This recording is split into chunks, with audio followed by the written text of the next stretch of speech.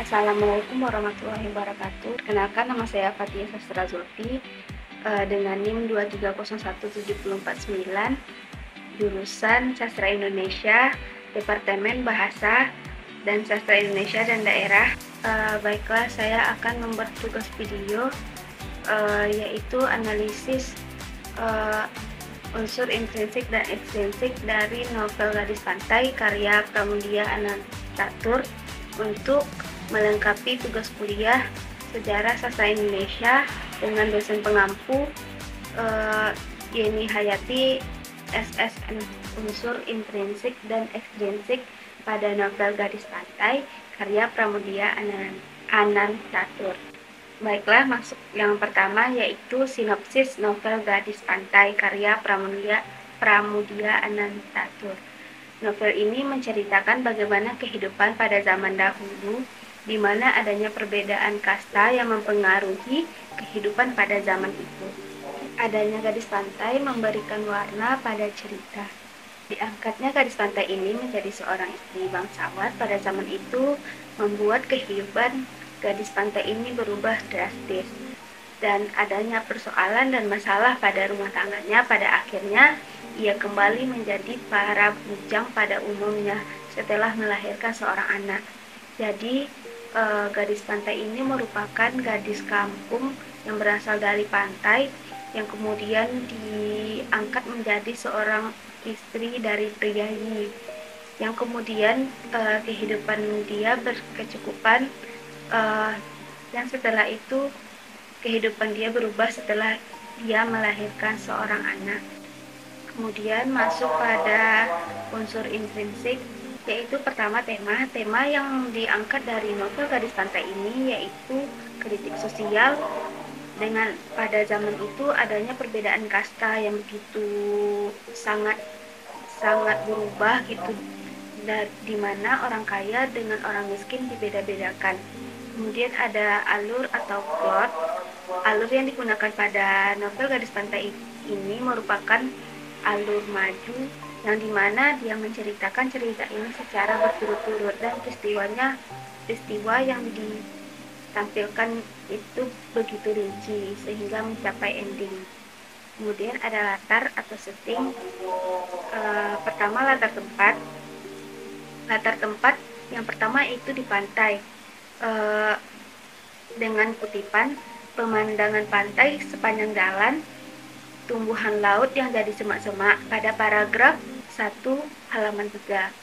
Kemudian ada rumah Bandoro dengan kutipan mereka melewati rumah tingkat yang sebenarnya tak lain dari sebuah paviliun gedung utama pada paragraf 4 halaman 5. Kemudian ada kamar Bandoro dengan kutipan sunyi senyap sejenak di dalam kamar, tapi angin dan laut pada paragraf 16 halaman 81. Kemudian ada beberapa latar tempat lainnya, yaitu kompleks keresidenan, kemudian ada paviliun Kota Rembang, kemudian kampung nelayan, kemudian rumah gubuk gadis pantai, kemudian rumah kepala desa di Dongkar dan di Perahu. Kemudian ada latar waktu. Latar waktu yang digunakan pada novel Gadis Pantai ini yaitu sekitar abad ke-19 memasuki abad ke-20. Dengan kutipan dia telah tinggalkan abad 19 memasuki abad 20 pada paragraf 3 halaman 1. Kemudian ada latar suasana. Latar suasana pada novel Gadis Pantai yaitu pertama mengharukan, dengan kutipan jangan nangis nak, hari ini kau jadi istri orang kaya. Dia terisak-isak, tersedan, akhirnya melonglong pada paragraf 8 halaman 2. Kemudian ada latar suasana yang menyedihkan pada kutipan ini bayiku bapak, aku yang lahirkan dia, biarlah aku lebih lama tinggal dengan dia, pada paragraf 5 halaman 223. Dan beberapa latar suasana lainnya yaitu mengharukan, menegangkan, merisaukan, dan menyebalkan. Kemudian lanjut pada tokoh dan penokohan. Pertama, gadis pantai. Gadis pantai ini memiliki watak yang penurut, penakut, polos, dan penyayang. Pada kutipan syukur pada Allah. Gadis pantai mengikuti, tak tahu lagi ia apa dia ulangi lagi. Pada paragraf 13 halaman 19. Kemudian ada Bandoro. Bandoro ini memiliki sifat kasar, egois, berwibawa, pengatur, sombong. Pada kutipan "Mengapa kau punggungi aku tak suka dipunggungi" pada paragraf 6 halaman 114. Dan ada tokoh lain, yaitu emak yang bersifat sabar dan pelindung. Kemudian ada bapak yang bersifat bijaksana, ringan tangan, dan pemberani. Kemudian ada mbok, yaitu pembantu dari Bandoro ini yang memiliki sifat sopan, tegas, pintar. Dan kemudian ada Martina.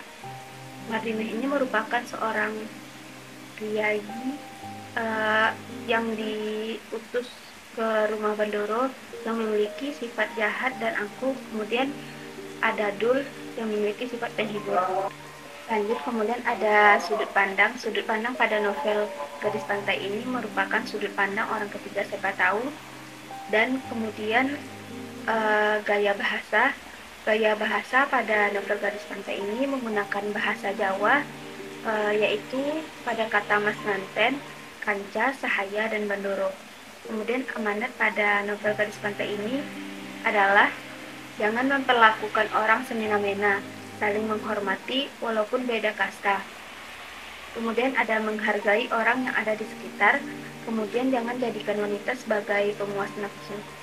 Kemudian masuk pada unsur intrinsik pada novel Gadis Pantai. Yang pertama yaitu ada kehidupan pengarang. Dalam cerita Pramudia Anantatur yang berjudul Gadis Pantai ini, ia menggambarkan seorang wanita menjadi wanita teladan yang berani dan tabah, yang merupakan inspirasinya dari sosok neneknya yang bernama Satimah. Kemudian ada keadaan masyarakat. Pramudia Anantatur membuat dan menggambarkan keadaan masyarakat Jawa pada zaman itu yang kebanyakan tertindas oleh kolonial Belanda. Kemudian ada nilai-nilai dalam novel Gadis Pantai, yaitu pertama nilai budaya, perbedaan budaya antara orang atasan dan bawahan, orang kampung dan orang kota. Zaman dahulu memperbolehkan nikah yang hanya diwakilkan oleh perwakilan saja, tanpa harus ada calon. Kemudian ada nilai sosial, yaitu kritik terhadap kekejaman yang tak berperi kemanusiaan bangsawan terhadap gadis lugu atau orang kampung. Kemudian ada nilai agama. Nilai agama yaitu Bandoro ini selalu sholat dan mengaji, yang mungkin bisa dijadikan sebagai teladan kita dalam kehidupan sehari-hari. Saya akan menceritakan sedikit tentang siapa itu Pramudia Anantatur, atau akrab disebut dengan Pram. Pram ini lahir pada tanggal 6 Februari tahun 1925 di Blora. Kemudian ia sekolah di Budi Utomo di Blora. Kemudian pada usia 17 tahun ibunya meninggal dunia. Kemudian Pram ini memiliki seorang ayah, seorang penjudi yang mengharuskan ia untuk menjadi tulang punggung keluarga. Kemudian ia pernah menjadi redaktur Balai Pustaka pada tahun 1950 sampai 1951 dan pernah juga bergabung ke dalam Lekra, yaitu organisasi lembaga kebudayaan rakyat. Kemudian ia menuliskan novel Gadis Pantai ini yang kata-kata di belakangnya menarik perhatian, yaitu mengerikan bapak, mengerikan kehidupan priayi ini. Ah tidak, aku tak suka pada priayi. Gedung-gedungnya yang berdinding batu itu neraka tanpa perasaan. Yang dimana sikap tidak sukanya Pramudia Anantatur ini kepada para priayi pada masa itu, yang bersikap seenaknya dan menindas orang bawahan. Sekian analisis struktur intrinsik dan ekstrinsik dari novel Gadis Pantai dari saya. Kalau ada kata-kata yang salah, mohon maafkan.